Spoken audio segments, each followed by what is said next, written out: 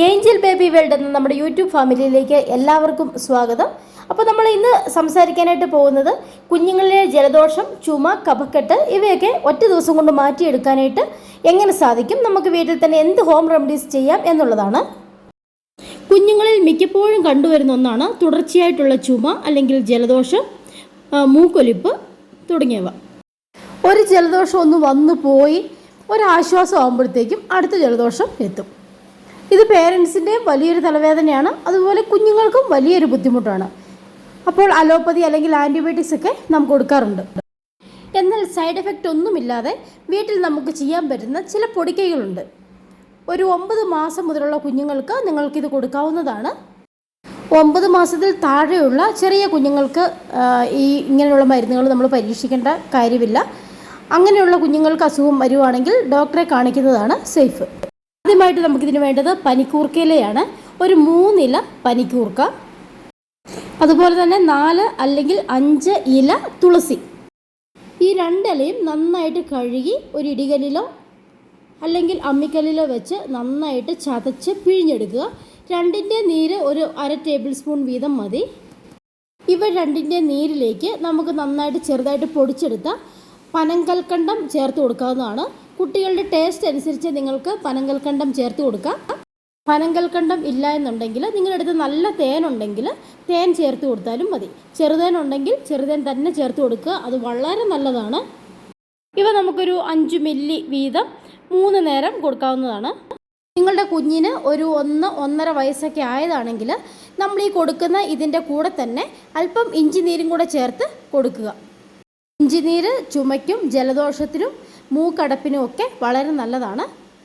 ഇനി നമുക്ക് ചുമയ്ക്കുള്ളൊരു മരുന്ന് തയ്യാറാക്കാം. അല്പം നാരങ്ങാ നീരിലേക്ക് നല്ല മഞ്ഞൾപ്പൊടി ചേർത്ത് കൊടുക്കുക. പാക്കറ്റ് മഞ്ഞളല്ല, നല്ല മഞ്ഞൾ ചേർത്ത് കൊടുക്കുക. ഇനി ഇതിലേക്ക് കുരുമുളക് പൊടി ചേർത്ത് കൊടുക്കുക. എല്ലാം ഒരു 1/4 ടീസ്പൂൺ വീതം മതി.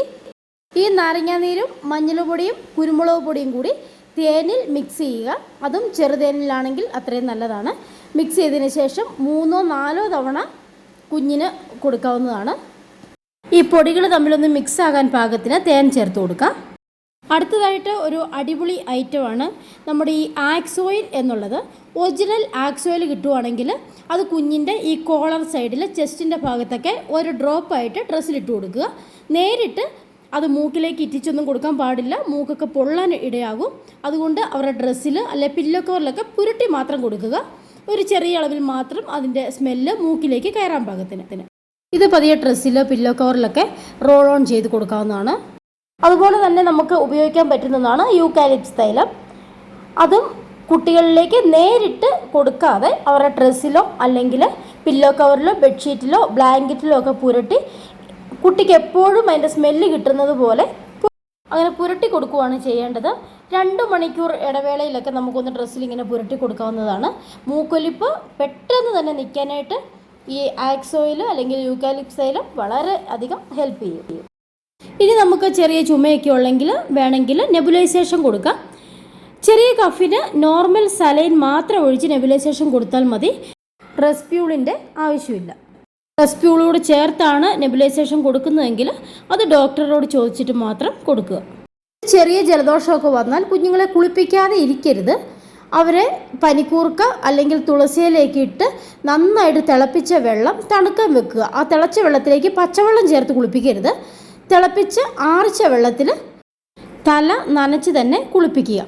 പനി ഇല്ലെങ്കിൽ മാത്രമാണ് ഇങ്ങനെ കുളിപ്പിക്കാൻ ഞാൻ പറയുന്നത്. നല്ല പനിയുണ്ടെങ്കിൽ കുളിപ്പിക്കേണ്ട ആവശ്യമില്ല. ചെറിയ ജലദോഷം ഉണ്ടെങ്കിൽ തലകൂടി നനച്ച് തന്നെ കുളിപ്പിക്കുക. ജലദോഷം വരുമ്പോൾ ഇത്രയും കാര്യങ്ങൾ നിങ്ങളൊന്ന് ട്രൈ ചെയ്ത് നോക്കുക. നല്ല ആശ്വാസം കിട്ടുന്നത് നിങ്ങൾക്കറിയാൻ പറ്റും. അപ്പോൾ ഈ വീഡിയോയെക്കുറിച്ചുള്ള അഭിപ്രായങ്ങൾ നിങ്ങൾ അറിയിക്കുക. ഇനിയും നല്ല വീഡിയോസുമായിട്ട് അടുത്ത ദിവസം കാണാം. ചാനലൊന്ന് സബ്സ്ക്രൈബ് കൂടി ചെയ്യുക. ബൈ.